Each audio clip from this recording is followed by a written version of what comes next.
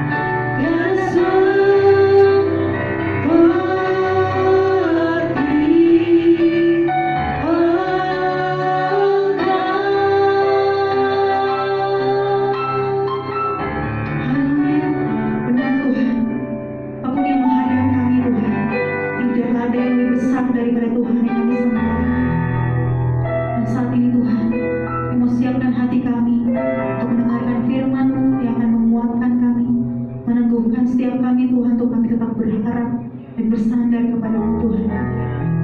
Kami percaya Tuhan, pertolongan-Mu tidak pernah terlambat bagi setiap kami. Kami yakin Tuhan, Kau selalu ada bersama-sama dengan kami. Ajar kami untuk setia Tuhan. Ajar kami untuk taat Tuhan. Kami percaya Tuhan, kuasa-Mu terus bekerja bahkan di tengah dunia yang sedang sakit ini Tuhan. Terima kasih Tuhan. Kami bersyukur Kau baik, sangat baik Tuhan. Haleluya.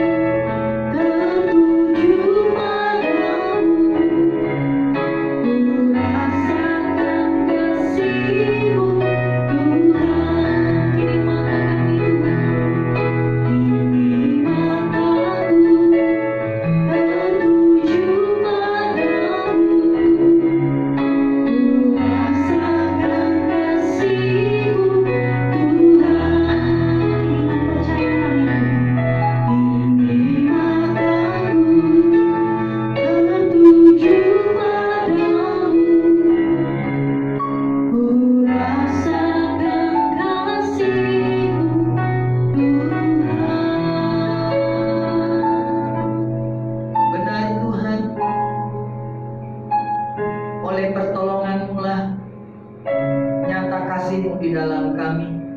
Untuk itu pada saat ini Tuhan, kami mau buka hati kami dengan kebenaran Tuhan. Roh Kudus berkaryalah, urapilah pikiran dan hati kami. Roh Kudus beri kami pencerahan, pewahyuan. Setiap benih firman yang ditabur tertanam subur dalam lembah batin kami, untuk kami bertumbuh dalam iman, semakin mengasihi Tuhan. Ampuni dosa kami Bapa. Kami mau Roh Kudus beracara di tengah-tengah kami, dan kami percaya semua kami diberkati. Terima kasih Tuhan, terima kasih. Kami sambut dengan penuh sukacita firman-Mu. Roh Kudus urapi hamba-Mu. Dalam nama Yesus kami berdoa. Haleluya. Amin. Puji Tuhan. Kita akan buka Alkitab kita. Saya akan bacakan untuk kita semua dalam 1 Samuel pasal 18 ayat 6 sampai 8. 1 Samuel pasal 18 ayat 6 sampai 8 dengan judul khotbah Keberhasilan Daud dan Kehancuran Saul. 1 Samuel 18 ayat 6 sampai 8. Demikian firman Tuhan. Tetapi pada waktu mereka pulang ketika Daud kembali sesudah mengalahkan orang Filistin itu, keluarlah orang-orang perempuan dari segala kota Israel menyongsong Raja Saul sambil menyanyi dan menari-nari dengan memukul rebana, dengan bersukaria dan dengan membunyikan gerincing. Dan perempuan yang menari-nari itu menyanyi berbalas-balasan. Katanya, Saul mengalahkan beribu-ribu musuh, tetapi Daud berlaksa-laksa. Lalu bangkitlah amarah Saul dengan sangat, dan perkataan itu menyebalkan hatinya. Sebab pikirnya, kepada Daud diperhitungkan mereka berlaksa-laksa, tetapi kepadaku diperhitungkan beribu-ribu. Akhirnya jabatan raja itu pun jatuh kepadanya. Puji Tuhan. Bapak Ibu Saudara yang dikasih oleh Tuhan, kita melihat di sini bagaimana keberhasilan Daud dan kehancuran Saul. Dan kita akan pelajari, Bapak Ibu Saudara, apa rahasia Daud yang menjadi pribadi yang berhasil. Apa yang membuat Saul gagal sebagai raja bagi bangsa Israel. Nah, Bapak Ibu Saudara, kita perhatikan dalam ayat yang ke-7. Dan perempuan yang menari-nari itu menyanyi berbalas-balasan, katanya, Saul mengalahkan beribu-ribu musuh, tetapi Daud berlaksa-laksa. Saudaraku, yang pertama, Daud menang, dan ini sangat menginspirasi banyak orang. Kenapa menginspirasi? Begini, secara fisik Daud ini kecil. Waktu dia, saudaraku, melawan Goliat, orang tidak punya pikiran kalau Daud ini akan menang. Karena secara fisik dia tidak ada apa-apanya. Kalau hari ini saudara tidak ada apa-apanya menurut orang, mari belajar seperti Daud. Apa yang membuat dia berhasil sebagai pribadi, ya, yang tidak memenuhi syarat secara fisik, tapi bisa berhasil dibuat oleh Tuhan. Nah, saudaraku, tentunya karena keterbatasan fisiknya Daud. Yang kedua, Daud ini, Bapak Ibu Saudara, bukan orang yang ternama. Karena dia seorang penggembala domba. Dombanya saja 2-3 ekor. Jadi kalau dia bawa ke padang itu, dia hanya bawa 2-3 ekor dombanya, saudara. Nah, saudara bisa bayangkan, dia tidak orang yang hebat, fisiknya tidak memadai, tetapi kita melihat apa dibalik semua ini sampai dia berhasil. Yang pertama, karena Tuhan menyertai dia. Jadi kalau ada keterbatasan fisik, atau mungkin kita bukan orang yang hebat seperti orang lain, kita masih punya satu cara untuk kita berhasil, yaitu kalau kita disertai oleh Tuhan. Seperti Daud ini.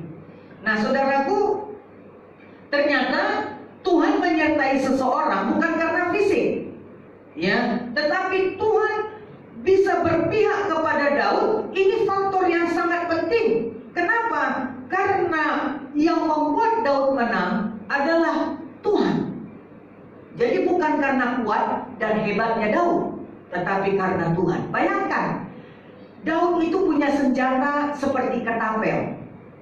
Lalu dia punya batu kecil, dia taruh di dalam senjatanya untuk menumbangkan Goliat tersebut. Bayangkan, dengan batu kecil Goliat bisa tumbang. Dengan batu kecil. Sebetulnya batu kecil ini kalau kita perhatikan di jalan, saudaraku, itu tidak ada apa-apanya. Sering kita injek, bahkan sering ditendang sama orang. Tetapi dengan batu kecil ini ternyata Daud bisa mengalahkan Goliat, dan Goliat tumbang karena hentakan batu kecil tersebut. Nah, di sini kita merasakan bagaimana kuasa Tuhan menyertai Daud. Daud tidak punya rasa takut menghadapi Goliat, padahal Goliat itu seorang tinggi besar, kuat, gagah, dan hebat. Jadi lawan dia ini kuat, gagah, hebat, dan besar. Secara fisik, secara manusia, Goliat ini pokoknya, waduh, begitu menakutkan bagi banyak orang. Tetapi Daud tidak takut menghadapi dia. Hari ini, pelajaran pertama, apa yang membuat Daud berhasil? Saya mau kasih tahu sama saudara, bukan karena fisik, bukan karena kuat dan hebat Daud, tetapi Daud disertai oleh Tuhan. Sehingga dengan batu yang kecil, dia mampu mengalahkan Goliat. Yang kedua, Bapak Ibu Saudara, kita melihat ayat 8 dan 9. Apa yang terjadi sama Saul? Ayat 8 sampai 9 berkata demikian. Lalu bangkitlah amarah Saul dengan sangat, dan perkataan itu menyebalkan hatinya. Sebab pikirnya, kepada Daud diperhitungkan mereka berlasa-lasa, tetapi kepada aku diperhitungkan beribu-ribu. Akhir-akhirnya jabatan raja itu pun jatuh kepadanya. Sejak hari itu maka Saul selalu mendengki kepada Daud. Yang kedua, hati-hati. Apa yang membuat Saul hancur? Karena dia mendengki, dia gelisah, dia galau, ya, dia tidak terima kalau Daud itu disertai oleh Tuhan. Jadi yang kedua, Bapak Ibu Saudara, ada banyak orang tidak berhasil. Hati-hati, ya, jangan seperti Saul yang barusan kita baca tadi. Hatinya penuh kedengkian, hatinya penuh dengan kebencian, hatinya galau, dan itu yang membuat dia tidak berhasil. Sebetulnya, Bapak Ibu Saudara, kalau dia belajar rendah hati, dia mengakui kehebatan Daud yang dipimpin, yang disertai oleh Tuhan, saya percaya Saul menjadi raja yang terhormat. Namun apa yang terjadi? Karena Saul galau, akhirnya itu yang menghancurkan kedudukannya sebagai raja. Hari ini kita belajar dari dua pribadi, yaitu Daud dan Saul, Bapak Ibu Saudara. Kita melihat Daud sebagai pribadi yang tidak diperhitungkan, sebagai pribadi yang tidak ada apa-apanya. Tetapi kita melihat ketika dia maju melawan Goliat, dia bisa menang. Karena apa? Karena dia tahu oleh penyertaan Tuhan, dia mampu mengalahkan Goliat. Saul karena mendengki, karena galau, ya, karena hatinya benci kepada Daud, maka kedudukannya pun hancur. Dan yang ketiga, Bapak Ibu Saudara, kita belajar lagi dari Daud. Apa yang membuat Daud sukses? Mari kita perhatikan ayat 14. Daud berhasil di segala perjalanannya sebab Tuhan menyertai dia. Penting bagi kita untuk menjadi orang berhasil di tahun 2020 ini. Sekalipun ada wabah atau virus yang dikategorikan sebagai virus yang berbahaya ini, ingat ya, bahwa Daud pun menghadapi Goliat di tengah-tengah situasi yang tidak enak, di tengah-tengah situasi yang tidak nyaman, tapi dia berani dan dia tidak takut. Hari ini saudara miliki keberanian berjalan di dalam Tuhan seperti Daud. Daud sadar dengan penyertaan Tuhan dia pasti berhasil. Saudaraku, apapun situasi saat ini yang terjadi di tengah-tengah dunia ini, satu hal perlu kita tahu, dengan penyertaan Tuhan kita pasti berhasil. Berhasil di rumah tangga, berhasil di masa muda, berhasil dalam pekerjaan, berhasil dalam usaha, berhasil dalam pelayanan, berhasil dalam pendidikan. Saya mau kasih tahu sama saudara, kuncinya Tuhan yang menyertai kita, maka semua pasti dibuatnya berhasil. Jadi Bapak Ibu Saudara, yang ketiga kita belajar dari Daud, bahwa saudaraku, dia berhasil karena Tuhan yang menyertainya. Nah, yang keempat, yang terakhir, kita melihat apa pelajaran dari Saul sehingga kedudukannya menjadi hancur. Yang keempat, ayat 28 dikatakan begini. Lalu mengertilah Saul dan taulah ia bahwa Tuhan menyertai Daud dan bahwa seluruh orang Israel mengasihi Daud. Ayat 29, maka makin takutlah Saul kepada Daud. Saul tetap menjadi musuh Daud seumur hidupnya. Yang terakhir, yang perlu kita ketahui tentang Saul, kenapa dia mengalami kehancuran? Karena selama hidupnya dia menyimpan dendam kepada Daud. Jangan simpan dendam di hati. Kalau ada sesuatu yang tidak beres, bereskan pada saat itu juga, karena itu menghalangi keberhasilan kita, yang ada membawa kita kepada kehancuran. Manusia di dunia ini bisa saja tidak sepaham dengan saudara. Manusia di dunia ini bisa saja salah di mata saudara.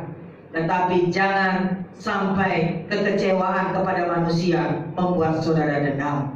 Dengan dendam saudara itu menghalangi keberhasilan kita. Dan hari ini kita sudah belajar dari pribadi Daud, kita sudah belajar dari pribadi Saul. Mari, biarlah kita menjadi orang-orang yang berhasil seperti Daud. Biarlah kita menjadi pribadi yang seperti Daud, bukan karena kuat dan hebat dan gagah kita, tapi karena Tuhan bersama dengan kita. Dan apa yang kita buat, Tuhan pasti buat berhasil kalau Tuhan yang menyertai kita. Tuhan memberkati. Mari kita tundukkan kepala, kita berdoa. Haleluya. Terima kasih buat firman-Mu, Tuhan. Kami sudah belajar tentang firman. Kami belajar tentang Daud dan Saul. Satu hal yang kami mengerti, apa yang membuat Daud berhasil? Yang pertama, karena dia sadar, bukan karena kuat dan gagah dan hebat manusia, tetapi karena Tuhan bersama dengan dia. Untuk itulah taruh itu di batin kami, biar setiap apapun yang kami hadapi di dunia ini, kami percaya kami bersama dengan Tuhan, maka kami pasti cakap menanggung segala perkara. Dan kedua, kami belajar dari Daud, dia berhasil karena Tuhan yang menyertai dia. Tuhan tolong kami sehingga apapun yang kami perbuat di tengah-tengah dunia ini, Tuhanlah yang buat berhasil. Sehingga ketika kami berhasil, kami mempermuliakan nama Tuhan, kami menyanjung Tuhan, kami menghormati Tuhan. Terima kasih Tuhan, terima kasih. Kami bersyukur buat firman-Mu. Biar kiranya kami menjadi Daud-Daud di tahun 2020 ini, di mana kami berada, Tuhanlah yang membuat kami berhasil karena Tuhan yang menyertai kami. Terima kasih Tuhan, terima kasih dimanapun kami berada. Saat ini Tuhan, kami mau lawatan Tuhan terjadi atas kami. Tuhan, jamah kami pribadi lepas pribadi. Bangkitkan roh kami untuk tetap mengasihi Engkau. Bangkitkan roh kami untuk tetap berharap kepadamu. Karena kami tahu hanya di tangan Tuhan kami bisa berhasil. Terima kasih Tuhan, terima kasih, berkati seluruh jemaat. Dan kami percaya berkati juga pemerintah kami Indonesia. Tuhan, Bapak Presiden kami, beri hikmat marifat. Bahkan kami berdoa bagi pejabat pusat dan daerah. Tuhan memberkati dengan takut akan Tuhan. Kendalikan negeri kami ini menghadapi situasi virus ini Tuhan. Tolong kami, negeri kami tolong Tuhan. Sehingga Tuhan yang kendalikan semua. Kami percaya tidak ada yang mustahil bagi Tuhan. Kalau negara ini ada di dalam penyertaan Tuhan, pasti semuanya Tuhan buat kami cakap menanggung segala perkara. Terima kasih Tuhan. Berkati rekan-rekan kami yang berulang tahun di bulan ini dengan takut akan Tuhan, kesehatan, panjang umur, cinta Tuhan, berkat Tuhan melimpah atas rekan-rekan kami. Terima kasih Bapak. Kami juga memberi persembahan kami. Sucikan, kuduskan setiap persembahan. Bahkan persembahan-persembahan kami sudah siapkan dalam persembahan khusus. Tuhan, sucikan, kuduskan semua. Kami memberi dengan hati yang penuh sukacita. Terima kasih Tuhan. Kami akhiri ibadah ini. Kami mau Tuhan menerima berkat yang daripadamu. Engkau berkatilah kami semua. Kami angkat hati kami angkat tangan kami mau menerima berkat dari Bapa di sorga. Damai sejahtera Allah Bapa, kasih karunia Tuhan Yesus Kristus, pertolongan dari Roh Kudus menyertai kita mulai saat ini sampai Maranatha. Tuhan Yesus yang kedua kali menjemput kita, orang-orang yang percaya dan mengasihinya. Haleluya, amin. Tuhan Yesus memberkati kita.